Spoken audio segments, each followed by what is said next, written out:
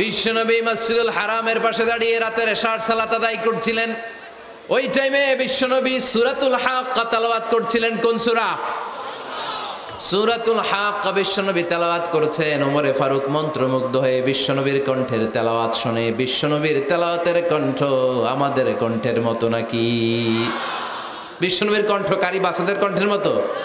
আহমদ বিন ইউসুফের কণ্ঠের মতো? আমার নবীর কণ্ঠের সুরের ঝংকারের সাথে পৃথিবীর কোন কারি সাহেবের তুলনা চলবে? কত মধুর, কত সুন্দর, কত অসাধারণ তেলাওয়াত করতেন আমার বিশ্বনবী। একবার তেলাওয়াত শুনলে পাগল না হয়ে কেউ থাকতে পারতো না। বিশ্বনবী ওমরে ফারুককে দেখেন নাই। ওমরে ফারুক লুকিয়ে লুকিয়ে বিশ্বনবীরে ফলো করে। বিশ্বনবী এশার সালাতে সূরা হাক্কা তেলাওয়াত করতে আরম্ভ করলেন। তেলাওয়াত করতে করতে করতে করতে বিশ্বনবী সামনের দিকে যেতে লাগলেন। বিশ্বনবীর চমৎকার কণ্ঠের তেলাওয়াত শুনে ওমরে ফারুক মুগ্ধ হতে লাগলো। ওমরে ফারুক অবাক, কিরে এত সুন্দর শব্দের গাঁথনি, এত সুন্দর বাক্য, এত সুন্দর অন্তমিল, এত সুন্দর কথা, এটা কবিতার মতো লাগে। মনে হয় মোহাম্মদ কবি হয়ে গেছে, কাব্য প্রতিভা দিয়ে নিজেই কবিতা বানাইছে।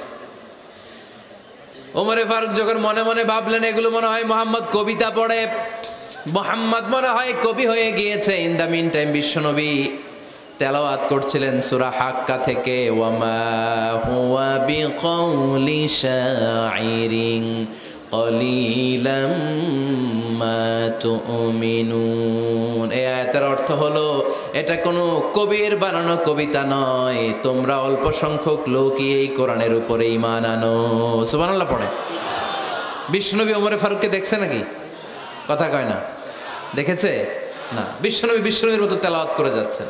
ওমর ফারুক যখন মনে করলেন কিরে এই কথাগুলো এত সুন্দর, তেলাওয়াত করছিলেন, কোইন্সিডেন্টলি দৈবাত মিলে গিয়েছে। ওই আয়াতের অর্থ ছিল এটা কোনো কবির বানানো কবিতা না, খুব অল্প সংখ্যকই তোমরা ঈমান আনো। এবার তো ওমর ফারুক আটকে উঠলেন। ঘটনা কি? আমি মনে মনে ভাবলাম মোহাম্মদ কবি, আর যেটা পড়তেছে এটা কবিতা, কিন্তু মোহাম্মদ আমার দেখেও নাই, কিন্তু বলতেছে এটা কবির বানানো কবিতা না। তাহলে মোহাম্মদ মনে হয় গণক হয়ে গেছে। কার মনে কি চলে না দেখেই বলতে পারে। নাউজুবিল্লাহ পড়বেন না? ওমর ফারুক এবার মনে মনে ভাবে মোহাম্মদ তাহলে কবি না, আগেরটা ভুল, ভুল ধারণা আমি করেছি। মোহাম্মদ কবি নয়, মোহাম্মদ হলো গণক। আওয়াজ করে পড়েন না আউযু বিল্লাহ। মোহাম্মদ মানুষের মনে কি চলে গণনা করে সব টের পেয়ে যায়, সব বুঝতে পারে। বিশ্বনবী তখন যে আয়াতটা তেলাওয়াত করছিলেন সেটা হলো ওয়ালা বিকাউলি কাহিনিন কলিলাম মা তাযাক্কারুন। বিশ্বনবী তখন যে আয়াতটা তেলাওয়াত করছিলেন এই আয়াতের অর্থ হলো এটা কোনো গণকের বানানো কথা নয়, খুব অল্প সংখ্যক লোকই তোমরা উপদেশ গ্রহণ করো। বিশ্বনবী ওমর ফারুককে দেখে না, কিন্তু মিলে যাচ্ছে। ওই আয়াতের পরের আয়াতটা ছিল এটা গণকের বানানো কোনো গণনা নয়, খুব অল্প সংখ্যকই তোমরা ঈমান আনো। এবার তো ওমর ফারুক বেহুশ। হায় হায়, প্রথমে ভাবলাম কবিতা, সে পড়ে যাচ্ছে না কবির বানানো কবিতা না। এরপর মনে মনে ভাবলাম মনে হয় গণক, সে বলে না এটা গণকের বানানো গণনা নয়। তাহলে এটা কি? এটা কি?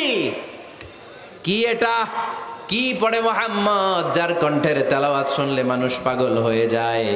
বিশ্বনবী তখন পড়তে আরম্ভ করলেন তানজিলুম মির রাব্বিল আলামিন। এর মানে হলো এটা কবিতা না, এটা গণকের বানানো গণনা না, মানুষের বানানো কিচ্ছু না, এটা গোটা বিশ্বের রব আল্লাহ পাকের বাণী। সুবহানাল্লাহ পড়েন। এই 2 নাম্বার ডোজ পড়লো। প্রথম ডোজ পড়ছে দোয়ার ডোজ। প্রথম ডোজ কিসের? দোয়ার। 2 নাম্বার সূরা হাক্কা দিয়ে আল্লাহ দিলেন এক ধাক্কা। এই সূরা হাক্কার ওই ঘটনার পরে ওমরে ফারুক তো পাগল পড়া, কি ঘটে গেল আমার সাথে ওই দিন। আমি মনে মনে যা ভাবি সব মোহাম্মদ বুঝে। আল্লাহ 2 নাম্বার ডোজ দিলেন সূরা হাক্কা দিয়ে এক ধাক্কা। সুবহানাল্লাহ পড়েন। এরপরে ওমরে ফারুক প্রায় বিশ্বনবীর কথা ভাবেন, বিশ্বনবী কোথায় যান লুকিয়ে লুকিয়ে দেখেন। এবার রব্বুল আলামিন ভাবলেন এবার সূরা তাহা দিয়ে আমি 3 নাম্বার ডোজ দিয়ে দিব। পড়েন সুবহানাল্লাহ। এবার 3 নাম্বার ডোজ পাবেন, কিন্তু শয়তান ওয়াসওয়াসা দিচ্ছে, ওমরে ফারুক যাও, মক্কায় ঘোষণা হয়েছে মুহাম্মদের কল্লা এনে দিতে পারলে এত এত স্বর্ণ মুদ্রা। শয়তানের ওয়াসওয়াসায় আবার ভুল পথে হাঁটতে লাগলেন সাইয়েদনা ওমর। নাঙ্গা তরোয়ার নিয়ে বিশ্বনবীর মাথা কাটার জন্য বের হয়ে গেলেন। বনু জাহারা গোত্রের একটা লোক বলে, ওমর তুমি কোথায় যাও? ওমরে ফারুক বলেন, মুহাম্মাদের কল্লা কাটার জন্য যাচ্ছি। পড়েন নাউজুবিল্লাহ। আবু জাহারা গোত্রের লোক বলে, তুমি মুহাম্মাদের কল্লা কাটতে যাও? আরে তোমার বোন ফাতেমা বিনতে খাত্তাব আর তোমার বোনের জামাই সাঈদ, এরা তো দুজন কালিমা পড়ে মুসলমান হয়ে গেছে। আরে মুহাম্মাদের কল্লা পরে কেটো, আগে ঘর সামলাও। যে ওমর, আগে ঘর সামলাও, পরে তুমি মুহাম্মাদের কল্লা কাটতে যাও। ওমরে ফারুক রেগে গেলেন, রাস্তা ঘুরিয়ে বাড়ির দিকে চলতে আরম্ভ করলেন। রাগে তিনি গড়গড় করছেন। ওমরে ফারুকের বোন ফাতেমা বিনতে খাত্তাব, বোনের জামাই সাঈদ, তাদের দুইজনকে খাব্বাব রাদিয়াল্লাহু তাআলা আনহু সূরা তাহা ঘরের ভিতরে তেলাওয়াত করে শোনাচ্ছিল। পড়েন সুবহানাল্লাহ। সূরা তাহা দিয়ে আল্লাহ একটু পরে ধাক্কা মারবে আরেকটা। ওমরে ফারুক যখন আসলেন, ওমরে ফারুকের আওয়াজ শুনে খাব্বাব রাদিয়াল্লাহু তাআলা আনহু লুকিয়ে গেলেন। ওমরে ফারুক দরজার মধ্যে কড়া নাড়লেন। বোন বলে, কে তুমি? সাইয়েদনা ওমর বললেন, আমি ওমর। খুলে দেওয়া হলো। ঘরের ভেতরে ঢুকেই কথা নাই বার্তা নাই, নিজের আপন বোনকে মারতে শুরু করলো ওমর। বোন জামাইকে আঘাত করতে শুরু করলো। মারতে মারতে নিজের কলিজার টুকরা বোনকে, বোনের জামাইকে সাইয়েদনা ওমরে ফারুক পিটাতে পিটাতে রক্তাক্ত করে ফেললেন। গা দিয়ে ফিনকি বের হয়ে যখন রক্ত বের হয়, সাইয়েদনা ওমরে ফারুকের দিলের মধ্যে মায়া তৈরি হয়ে যায়। সাইয়েদনা ওমরে ফারুক বললেন, আমার কলিজার টুকরা বোন আর বোন জামাই, তোরা কেন মুহাম্মাদের কথায় পাগল হলি? বুঝলাম না কেন মক্কার লোকগুলো পাগল পাড়া হয়ে সব মুহাম্মাদের দলে চলে যায়। কি এমন কথা মুহাম্মদ তোদের শোনায়, কি এমন বাণী তোদের শোনায় যে বাণী শুনে সব তোরা মুহাম্মাদের দলে চলে গেলি? কি আছে মুহাম্মাদের কাছে? কি কি জাদুটা? কি কি জাদু পেলি সেখানে? আমার একটু দেখা। বোন ফাতেমা বলে, না ভাই, ইন্নাকা রিজিস, তুমি নাপাক। লা ইয়ামাসসুহু ইল্লাল মুতাহহারুন, পাক পবিত্র না হয়ে আল্লাহর এই কালামে স্পর্শ করা যায় নাকি? আওয়াজ করে বলেন, স্পর্শ করা যায়? ভাই তুমি গোসল করে আসো, তাহলে তোমার হাতে তুলে দিব, তুমি পড়লেই বুঝতে পারবা কি আছে আল্লাহর এই কোরআনে। সুবহানাল্লাহ পড়েন। সাইয়েদনা ওমর ফারুক গোসল করে আসলেন। বোন এবার সূরা তাহা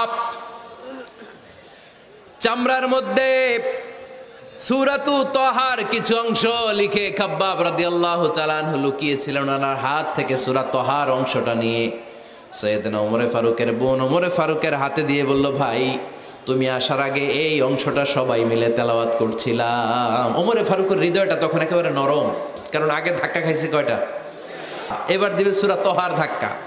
ওমর ফারুক হাতে নিলেন। খুব ভালো আরবি জানতেন, চমৎকার আরবির অর্থ বুঝতেন, কারণ আরবি ভাষাভাষী মানুষ।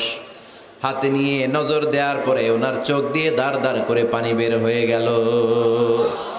ওমর ফারুক আয়াতগুলোর দিকে তাকিয়ে পড়তে আরম্ভ করলেন। তাহা মা আনজালনা আলাইকাল কুরআনা লিতাশকা ইল্লা তাযকিরাতাল লিমান ইয়াখশা تنزيلا ممن خلق الأرض والسماوات العلا পড়েন সুবহানাল্লাহ।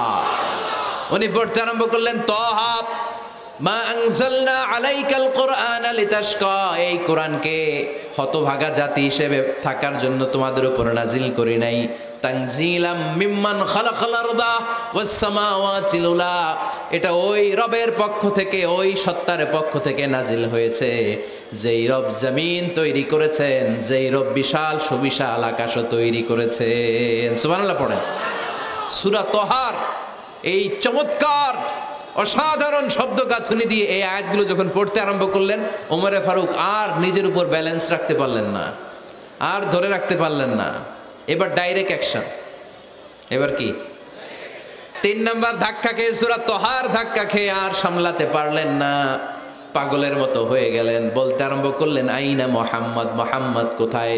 সাইয়েদনা খাব্বাব বললেন, বিশ্বনবী সাফা পাহাড়ের পাদদেশে দারুল আরকাম ইবনে আবিল আরকামের ঘরে বসে বসে লুকিয়ে লুকিয়ে কোরআনের দাওয়াত দিচ্ছে। ওমর, তুমি যদি মুহাম্মদ সাল্লাল্লাহু আলাইহি ওয়াসাল্লামের দেখা পেতে চাও, তাড়াতাড়ি দারুল আরকামের ঘরের দিকে ছুটে যাও।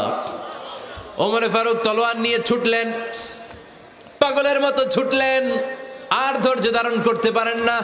বিশ্বনবীর নূরানি চেহারাটা একবার দেখার জন্য পাগলের মতো ছুটতে আরম্ভ করলেন। ওমরে ফারুককে দারুল আরকামের কাছে আসতে দেখে বিশ্বনবীর চাচা হামজা ইবনে আব্দুল মুত্তালিব এসে বলে, নবী তাড়াতাড়ি দারুল আরকামের ঘর থেকে আপনি পালিয়ে অন্য কোথাও চলে যান। ওই যে ওমর ইবনে খাত্তাব নাঙ্গা তলোয়ার নিয়ে আপনার উপর আক্রমণ করার জন্য ছুটে আসছে গো নবী। বিশ্বনবী বললেন, ও আমার সাহাবারা, ও আমার চাচা হামজা, সবাই আপনারা সরে যান, ওমররে আসতে দেন, ওমররে বাধা দিয়েন না।